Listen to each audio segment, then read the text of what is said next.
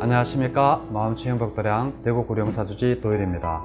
지난번 시간에는 부처님께서 빈비사라왕에게 중림정사를 기정을 받음으로써 이제 완벽한 성가를 이루시고 하나의 완벽한 종교로서의 체계를 갖추었다, 이렇게 말씀을 드렸습니다. 그리고 중림정사를 기정할 때 빈비사라왕이 생각했던 그것이 율장에 바로 절을 지을 때 장소를 찾는 그러한 근거가 되었다라고까지 말씀을 드렸습니다. 오늘은 사리붓다와 목련존자, 그러니까 목갈라나저를 부처님께서 어떻게 만나는지에 대해서 말씀을 드리겠습니다.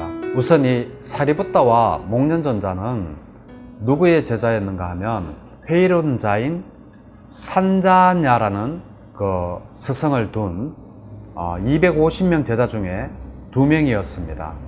그러니까 사리붓다와 목갈라나도 회의론자였겠죠. 그런데 이 사리붓다와 목갈라는 그 250명 중에서도 둘이서 굉장히 가깝게 지냈던 모양입니다. 그래서 이 사리붓다와 목갈라는 서로 약속을 합니다. 우리 둘 중에 누구든지 먼저 깨달음을 얻으면, 아니면 불사에 도달하는 자가 있으면 서로가 서로에게 그것을 가르쳐 주자라고 서로 약속을 합니다. 그렇게 해서 이미 사리붓다와 목갈라나는 이미 부처님이 그 제자가 되기 전부터 아주 친한 그러한 사이였죠.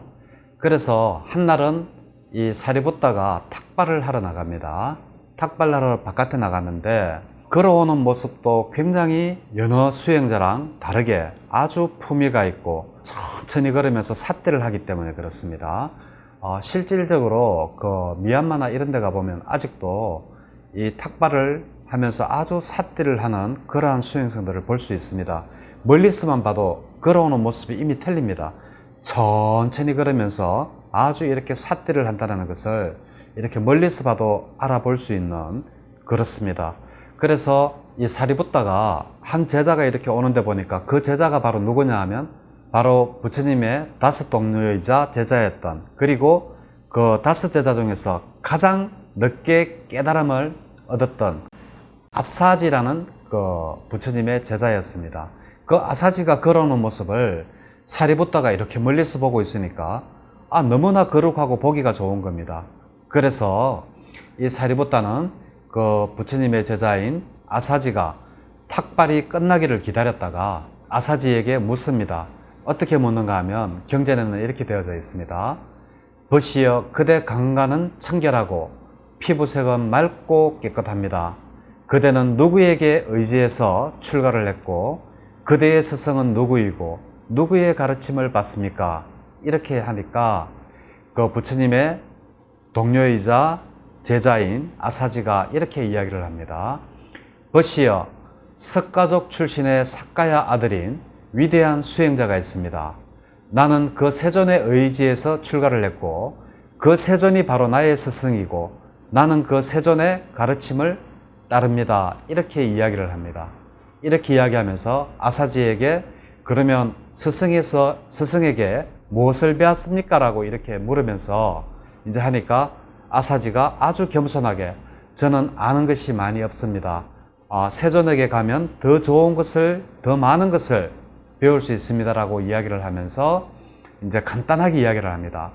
모든 것은 원인으로 인해서 생겨나며 그 원인에 관한 것을 열에는 설합니다. 그리고 또 그 원인이 소멸되어 가는 것, 그것을 바로 위대한 수행자는 그대로 설합니다. 즉 다시 말해서 간단하게 연기법을 사리붓다에게 간단하게 설명을 한 겁니다. 이제 이 말을 듣자마자 사리붓다가 눈이 번쩍 뜨이면서 바로 연기법에 대해서 약간의 깨달음을 얻게 됩니다. 그래서 이 사리붓다가 목갈라나에게 오는 겁니다. 목갈라나에게 와서 이제 이런 이야기를 합니다. 오늘 낮에 내가 탁발을 나갔다가 아주 위대한 스승을 발견했다.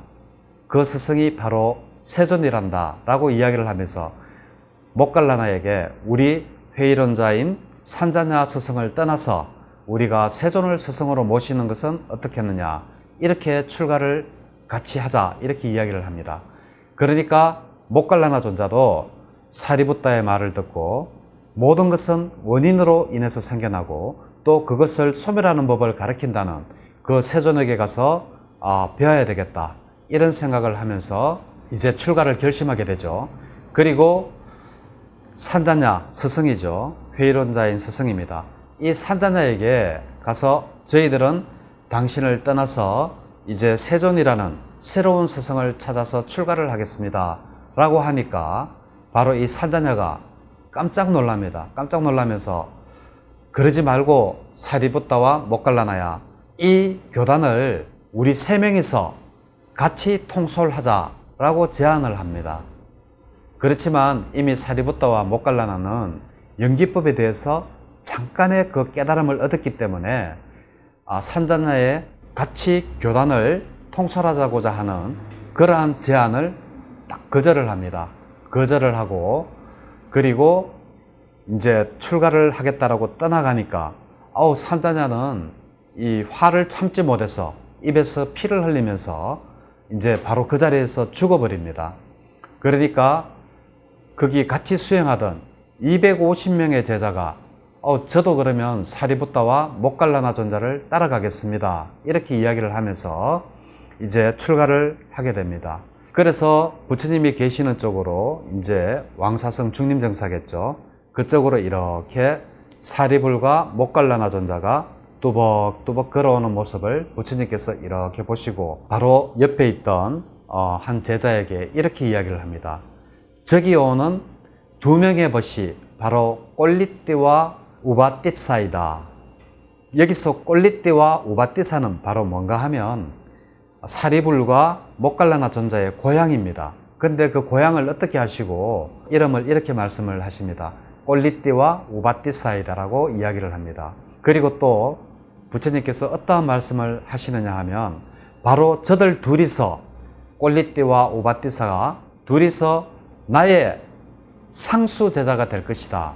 그리고 그들은 뛰어난 현인이 될 것이다 라고 말씀을 하시면서 그들을 맞이합니다. 그래서 사리불과 모갈라나 존자가 이제 부처님 앞에 이르자 부처님은 이렇게 물어보시지도 않고 바로 구족계를 주십니다.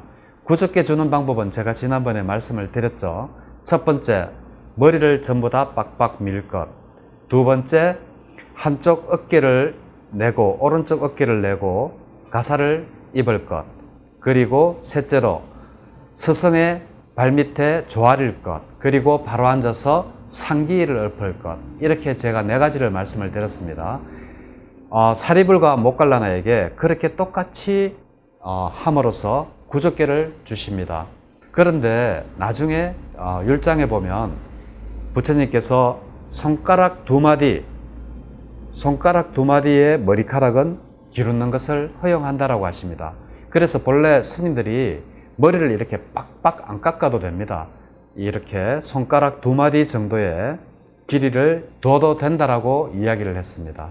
자, 이렇게 해서 사리불과 목련존자, 나중에 두 상수제자가 되는 이러한 제자를 맞으시고, 그리고 이제 성단은 날로 이제 번창을 하겠죠.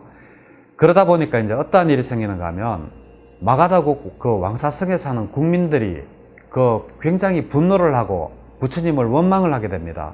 왜냐하면 자기 자식들이 출가를 해버리고 남편이 출가를 해버리고 이렇게 하니까 이제 그 마을에 어떠한 이야기가 떠도는가 하면 바로 수행자 고타마가 나의 아들을 빼앗아 갔다. 그리고 또 수행자 고타마가 나의 남편을 빼앗아 갔다. 그리고 또 수행자 고타마가 혈통을 끊어 놓았다. 이렇게 하면서 마가다국 국민들이 이제 원성과 분노가 높아갈 때 한 제자가 부처님께 이러한 사실을 전합니다.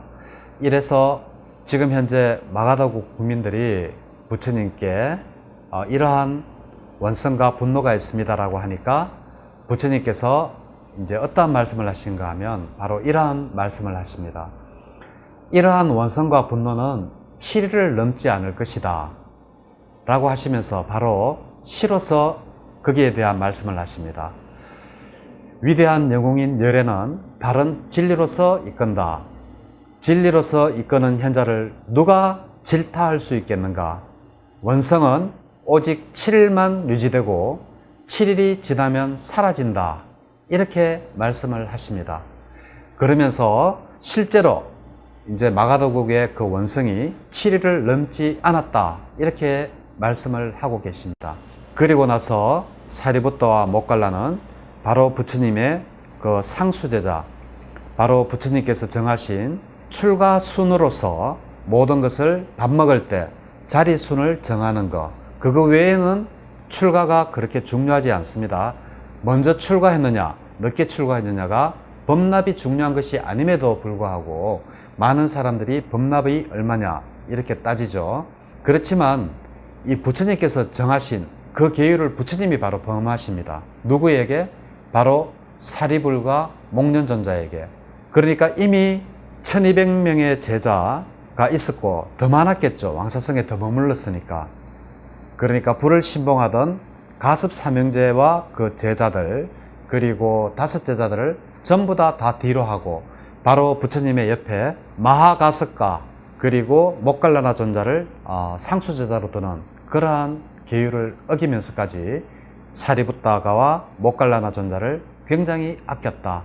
그리고 이미 부처님께서는 그 사리불과 목갈라나가 올 때 바로 한 상에 나의 그 상수제자가 될 거라고 예언을 하시고, 그리고 그들의 고향인 사리불의 고향이 어디냐 하면 바로 꼴리따고, 그리고 목련존자의 고향이 어딘가 하면 바로 우빠디사인데 그 꼴리따와 우빠디사가 온다라고 말씀을 하시면서 바로 구주께를 주셨습니다. 그리고 나중에 이 사리불은 누구의 스승이 되는가 하면 바로 부처님의 아들인 라훌라의 은사가 되는 게 바로 사리부tta가 되겠습니다. 사리부tta가 되고, 목갈라나 존자는 신통제일인데 나중에 외도들에게 무참히 살해를 당하시죠. 예, 이렇게 해서 왕사성에서 이제 성단은 사리불과 목련존자를 맞이함으로써 점점 더 이제 발전을 하게 됩니다. 지금까지 사리불과 목갈라나가 어떻게 해서 부처님을 만나게 되는지, 그리고 또 부처님께서는 그들을 어떻게 상수제자로 만는지에 대해서 말씀을 드렸습니다. 다음 시간에는 어떻게 부처님의 아들인 라훌라가 사리부tta를 스승으로 그렇게 맞이하는지에 대해서 말씀을 드리도록 하면서 오늘 영상을 여기에서 마치도록 하겠습니다. 네, 감사합니다.